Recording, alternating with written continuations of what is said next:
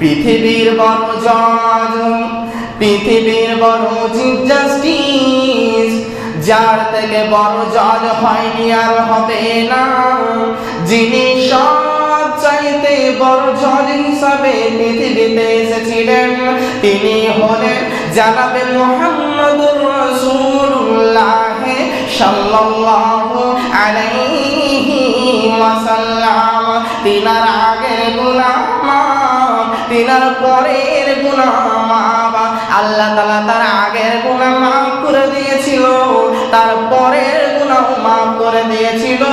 এমন একটা ব্যক্তি, ওই ব্যক্তিও আল্লাহর কাছে দিনে 70 বারেরও বেশি ক্ষমা প্রার্থনা চাইতো।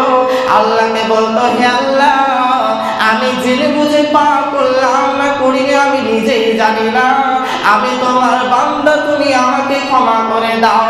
তাহলে এরকম একটা মানুষ হয়ে যার আগের গুনাহ মাফ, যার পরের গুনাহ মাফ, যাকে জান্নাতের সার্টিফিকেট দেওয়ার কথা হয়েছিল, ওরকম একটা ব্যক্তি 70 বারের বেশি দিনে আল্লাহর কাছে ক্ষমা চাইতো।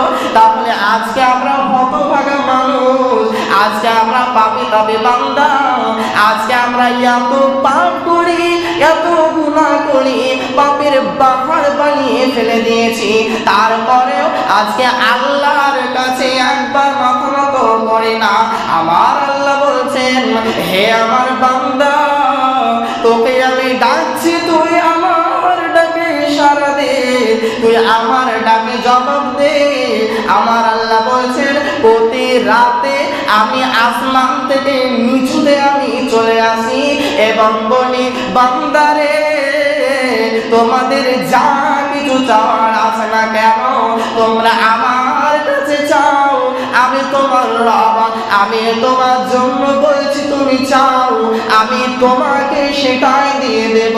কিন্তু বন্ধুরে, আল্লাহর কাছে কিভাবে চাইতে হয়, আল্লাহর কাছে আল্লাহর ডাকে কিভাবে সাড়া দিতে হয়, হতভাগা মুসলমান আমরা এটাও জানি না। আল্লাহ তাবারক ওয়া তাআলা নিজেই তিনি আসমান থেকে তিনি নিচুতে তিনি নেমে আসেন এবং তার বান্দাদেরকে বলেন যে, হে আমার বান্দারা, তোমাদের কি চাওয়ার আছে তোমরা আমার কাছে চাও, আমি তোমাদেরকে দিয়ে দেব। তুমি চাও না কেন, তুমি আমার কাছে একবার তুমি চেয়ে দেখো, আমি তোমাকে সেটাই দিয়ে দেব। কিন্তু আজকে আমরা হতভাগা মানুষ, আল্লাহর কাছে চাইতেই জানি না। কিন্তু আল্লাহ তাআলা বলছেন, তুমি আমার কাছে চাও, আমি তোমাকে আল্লাহ রাব্বুল আলামিন দিয়ে দেব। আল্লাহ তাবারক ওয়া তাআলা চাইতেও বলছেন।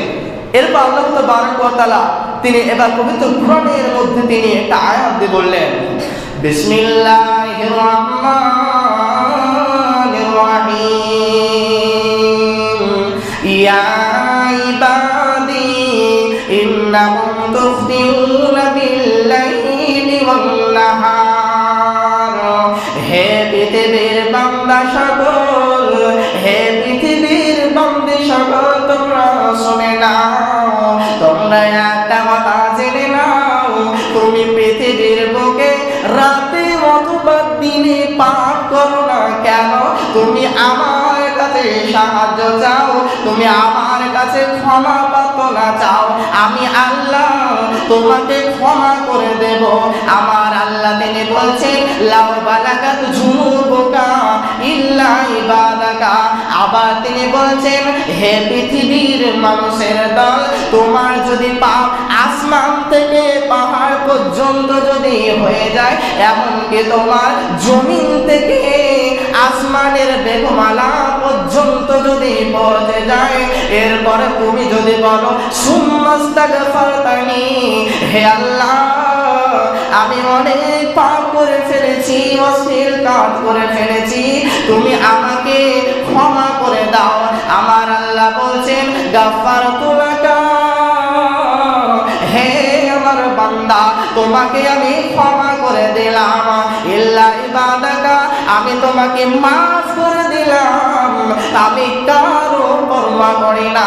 কোন বান্দা যদি আমাকে বলে, হে আল্লাহ, তুমি আমাকে এই জিনিসটা দিয়ে দাও, আমাকে তুমি ক্ষমা করে দাও, আল্লাহ বলছেন, ওই বান্দার যত বড় পাপ থাকুক না কেন, সে যদি আসমান থেকে যদি জমিন পর্যন্ত পাপে যদি ভরপুর করে দাও, তারপরে যদি একবার সে আল্লাহকে বলে হে আল্লাহ তুমি আমাকে মাফ করে দাও, আল্লাহ বলছেন আমি ওই ব্যক্তিকে মাফ করে দিই।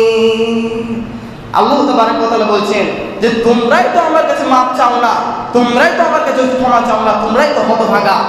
আল্লাহ তাআলা আমাদেরকে হতভাগা বলে সুন্দরী করেছেন, কিন্তু আজকে আমরা দেখেন আল্লাহর কাছে জেনে শুনে আজকে মাফ চাই না। আমরা মনে করি যে আমরা তো প্রতিদিনই পাপ করছি, আমরা প্রতিদিনই আমরা মাফ চাইবো, তো আল্লাহ কি আমাদেরকে মাফ করবে? এই প্রশ্নটা আমাদের মনে অনেকের হয়ে থাকে যে আমরা তো সবসময় আমরা পাপ করছি, আর সবসময় আল্লাহ আমাদেরকে কি মাফ করবে? আমাদেরকে কোথায় মাফ করবে না।